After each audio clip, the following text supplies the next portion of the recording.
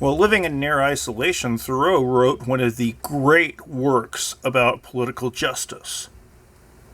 What have you been doing in your isolation? Xbox.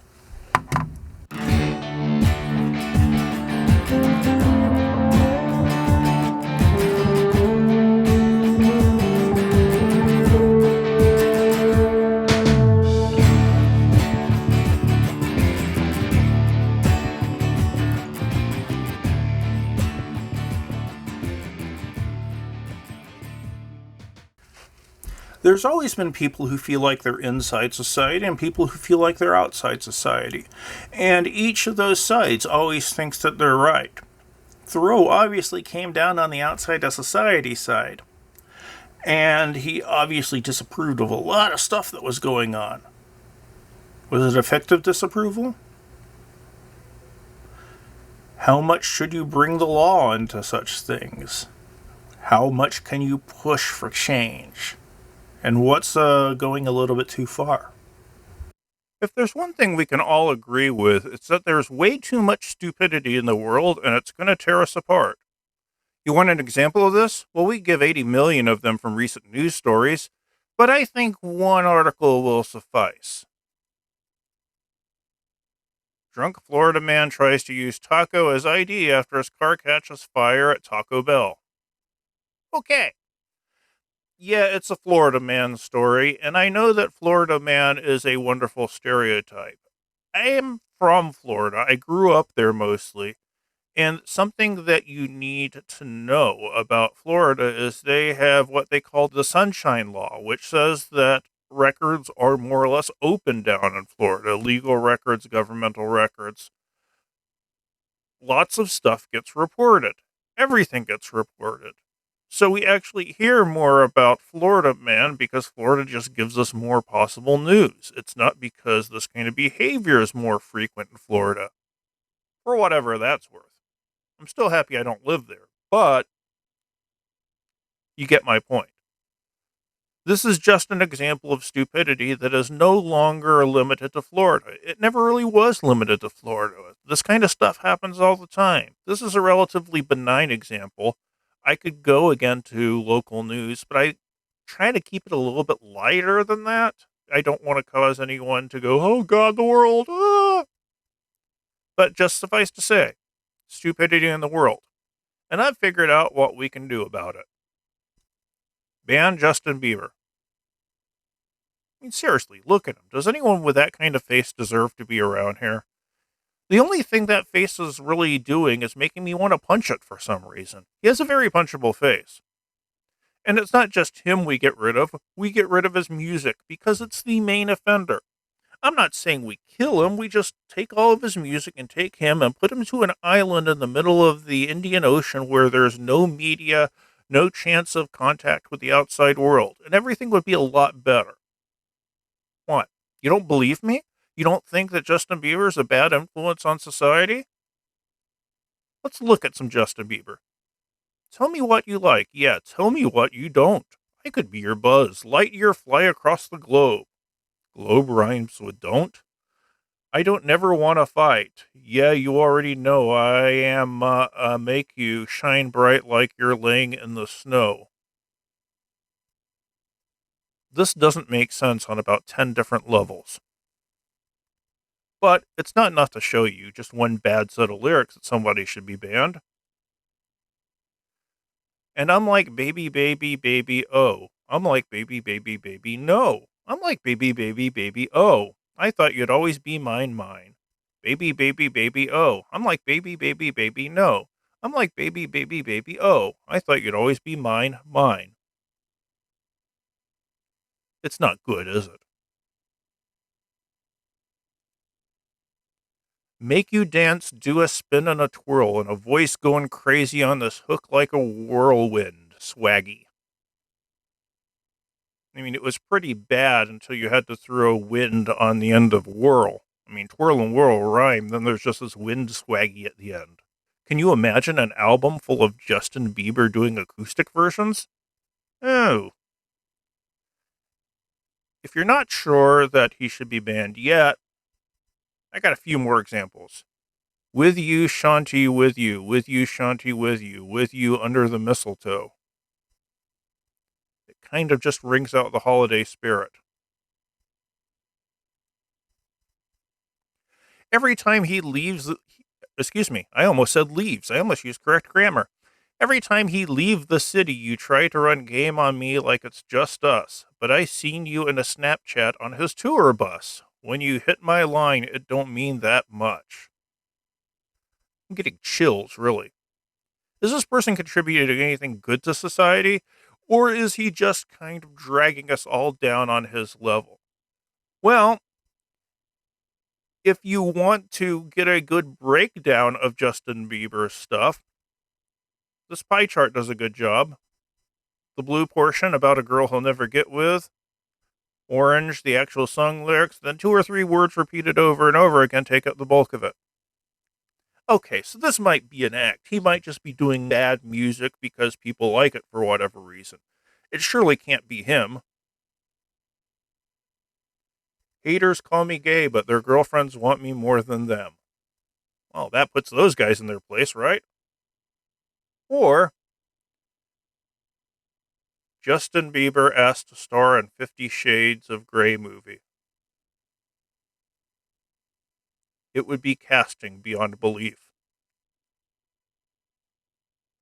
Bodyguard saves Justin Bieber from arrest after pop star throws water balloon at state trooper before state fair concert. Granted, I don't expect for him to act with the maturity of a 40-year-old, but still, this might just be that he's goofy. I mean, surely he can't be that dumb, right? I'm not sure about the parties, but whatever they have in Korea, that's bad. Okay. Justin Bieber is Team Twilight. He prefers Bella and Edward to Harry Potter. There's a certain level where this is just going to start to drown out the various amounts of stupidness. Is it on any of it harmful? I really don't believe in abortion, Bieber says. How about in cases of rape? Well, I think that's really sad, but everything happens for a reason. So if you know anyone who's been sexually assaulted, that happened for a reason. Thanks, Justin. He calls himself the Kurt Cobain of his generation. Okay. You remember the Calvin Klein ads where he was photoshopped to death? There's that. You don't need to go to church to be a Christian. If you go to Taco Bell, that doesn't make you a taco. Well, it's kind of hard to argue against that, but look, it's fun to bag on Justin Bieber, and I really don't wish the man any ill will. I can't imagine that it would be easy growing up when you were a superstar at an early age and everyone would just do whatever you want. It would be very hard to be mature. And it's come out over the last few years he suffers from some very real mental health issues, and I feel real sympathy towards him for that one. Not to mention, he is actually very skilled. If you ever get a chance, do a YouTube search for Justin Bieber drum battle. The man can play. He's really good. But it does stand in for a good argument. If something doesn't add to society, does it hurt our society? And then what should we do to it? So, now, what you're asking yourself is what in the hell this has to do with the robe? Well, I'm glad you asked, because I was jumping off of the quote, a government in which the majority rule in all cases cannot be based on justice, even as far as men understand it. So if it's popular, get it the hell out of here. Because if we're following trends, we're not thinking for ourselves. I think it's a good idea to really approach this stuff using logic. No, not him. Logic and critical thinking. Because when you are able to map out the proper way to think, you are able to really get to a good place of judgment. The idea that mainstream stuff is crap and we should get rid of it, there's no such thing as justice if it's based on mainstream rule. Because mainstream is a bunch of idiots who go into mob rule. This is not the only place we've heard this, is it? Is one that I can see a lot of sympathy for because there really is some stupid stuff out there, and there is really some stupid people out there. However, there's a logical issue. Just because people watch bad TV, does that mean they're bad? I know you must have a junk TV obsession or a junk music obsession or a junk website obsession. I think I've been on public record of reading BuzzFeed. Anyway, let's go into critical arguments. You go off the facts you have, yes, and sometimes you can get really good arguments. Sometimes stuff just goes completely off the rails. So let's look at the reading. Disobedience is the true foundation of liberty. The obedient must be slaves. This is one that probably resonates with a lot of people right now because there are lots of protests happening right now, and they don't seem to be having a great effect. As of this recording, it's only a little time after Breonna Taylor's killers got let off. Well, two of them got let off completely, and one of them got let off with a slap on the wrist. So if you're following mainstream, you've got to be a brain dead slug. At least that's what Thoreau thought. I think we should interrogate this, though. He isn't the only person who has these kind of thoughts. H.L. Mencken. I believe that all government is evil and that trying to improve it is largely a waste of time. Mencken was another one of the severe optimist types. Good, he can get brutal. But the logical fault, and why this isn't a good example of critical thinking, is just because the governments we've had lately have been evil, does that mean the institution is what makes everybody evil? Or is it just evil people getting in and messing with the institution? There's another problem. I will often, if we were doing an in-person class, I would have started this by asking you, who's responsible for the world sucking? And I would get any number of answers. Government would be up a lot. How we don't seem to care about anything would be up a lot. How we don't care anything because we're sucked in by vacuous entertainment. A surprising amount of undergrads will tell me that. You know who no one ever really wants to blame? Corporations. Why? We seem to give corporations a pass for a lot of things. We're ready to blame government and call it severely evil. When was the last time you thought about seriously protesting a corporation? And I'm guilty of it too. I mean, we're in a pandemic, we're in a lockdown right now, and I have got to admit, I have bought a number of things from Amazon. Is Amazon evil? Oh, good God. But we do it anyway, because they provide a service that we have an immediate contact to, whereas we think the government is something separate from us.